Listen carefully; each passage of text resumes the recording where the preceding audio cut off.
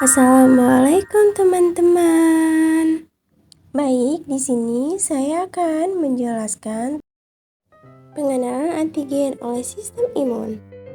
Yang pertama ada pengertian antigen. Antigen merupakan substansi asli yang dapat menginduksi respon imun spesifik atau limfosit atau antibodi. Antigen berupa molekul, protein, glikoprotein maupun plassakarida, suatu mikroba atau patogen ataupun berupa zat kimia, logam, nikel, merkuri, obat-obatan. Tidak semua antigen dapat menimbulkan respon imun. Antigen yang dapat menimbulkan respon imun disebut dengan antigen imunogen. Antigen dibagi menjadi dua berdasarkan kemampuannya menimbulkan respon imun, yaitu antigen self dan non-self.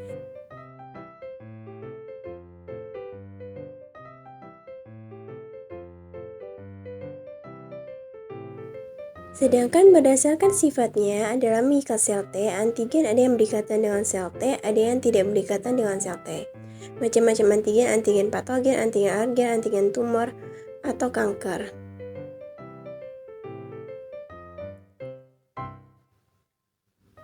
Tidak semua bagian dari molekul antigen berikatan dengan antibodi, melainkan hanya bagian ujungnya. Bagian ujung ini disebut sebagai epitop. Epitop determinan antigen adalah bagian dari antigen yang berikatan dengan antibodi, yaitu menginduksi pembentukan antibodi yang dapat diikat secara spesifik oleh reseptor antibodi. Di sini ada pembagian antigen menurut epitop. Selanjutnya di sini ada hepten, merupakan antigen incomplete yang tidak dapat menginduksi respon imun dengan sendiri namun dapat bereaksi dengan antibodi.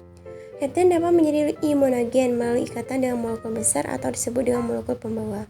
Contoh hepten yaitu antibiotik dan obat lain dengan BM kecil. Hepten juga memiliki epitop yang akan dapat berikatan dengan paratop milik antibodi.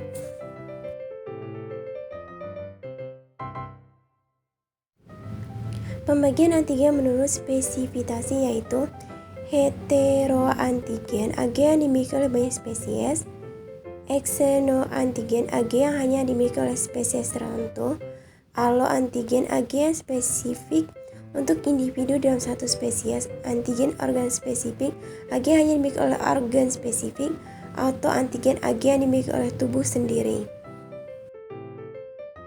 Pembagian antigen menurut ketergantungan terhadap sel limfosit T. Ag yang T dependent, Ag yang memerlukan pengenalan sel T terlebih dahulu untuk dapat menimbulkan respon antibodi golongan protein. Ag yang T independent, Ag yang dapat merangsang sel B tanpa bantuan sel T untuk membentuk antibodi golongan lipopolysakarida. Pembagian antigen menurut sifat kimiawi, komposisi bahan Ag dari hidrat arang, komposisi bahan Ag dari lipid, komposisi bahan Ag dari asam nukleat, komposisi bahan Ag dari protein. Superantigen adalah molekul yang merupakan pemacu respon imun yang sangat paten, bahkan bisa mengaktifasi sistem imun spesifik maupun non-spesifik tanpa memerlukan pengolahan intraseluler oleh APC. Contoh superantigen virus HIV, parasit Toxoplasma gondii, bakteri Staphylococcus aureus. Di sini ada alloantigen, yaitu antigen yang ditemukan pada beberapa spesies tertentu, antara lain bahan golongan darah pada eritrosit.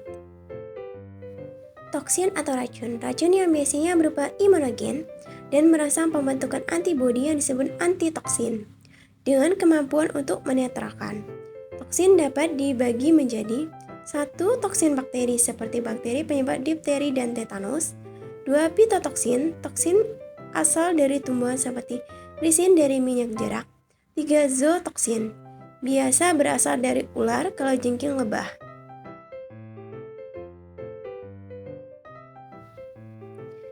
Di sini ada contoh gambar proses presentasi antigen. MAC, Major Histocompatibility Complex. Sel B mengenal Ag dari epitop pada molekul utuh.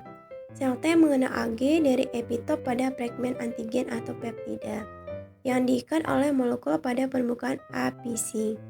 Molekul ini disebut MHC. Dalam kata lain, MHC bagaikan papan yang memanjang fragmen antigen agar dapat dikenali oleh sel limfosit T untuk mengaktifkan sistem imun spesifik. 3 macam MHC. Terdapat 3 macam MHC, yaitu MHC1, MHC2, MHC3. MHC1 terdapat di permukaan semua sel tubuh yang mempunyai nukleus dan trombosit, sehingga bila sel-sel tersebut terinfeksi maka sel limfosit T dapat mengenali dan menghancurkannya. MHC2 terdapat di permukaan sel-sel monosit dan makrofag. MHC3 berperan dalam menentukan ekspresi komponen komplement dan sitoksin. Di sini ada contoh gambar struktur MHC1 dan MHC2. MHC1 retikulum endoplasma reak atau RER. Kemudian kompleks Ag MHC1 meninggalkan RER menuju badan Golgi dan selanjutnya dibawa ke permukaan sel T agar dapat dikenali oleh sel limfosit T CD8 sitotoksik TC. Karena hampir semua sel bernukleus mempresentasikan MHC1, maka semua sel bernukleus yang terinfeksi virus atau mikroorganisme intraseluler lainnya dapat dijadikan sasaran oleh sel limfosit T sitotoksik T. Selanjutnya ada MC2, Ag yang telah ditangkap dan dipagositosis oleh APC diproses dijadikan peptida kecil oleh enzim lisosom. Peptida kecil dari pemecahan Ag kemudian diikat oleh molekul MHC2 di luar RER dan dibawa ke permukaan sel APC agar dapat dikenali oleh sel limfosit T CD4 naib dan mengaktifkan sistem imun spesifik. Di sini ada contoh gambar perbedaan peranan molekul MHC1 dan MHC2 pada pengenalan antigen oleh sel limfosit T seperti yang sudah dijelaskan tadi. Itulah penjelasan dan pengenalan antigen oleh sistem imun. Terima kasih sudah menonton dan tetap terus jaga kesehatan agar terhindar dari segala macam penyakit. Sampai jumpa.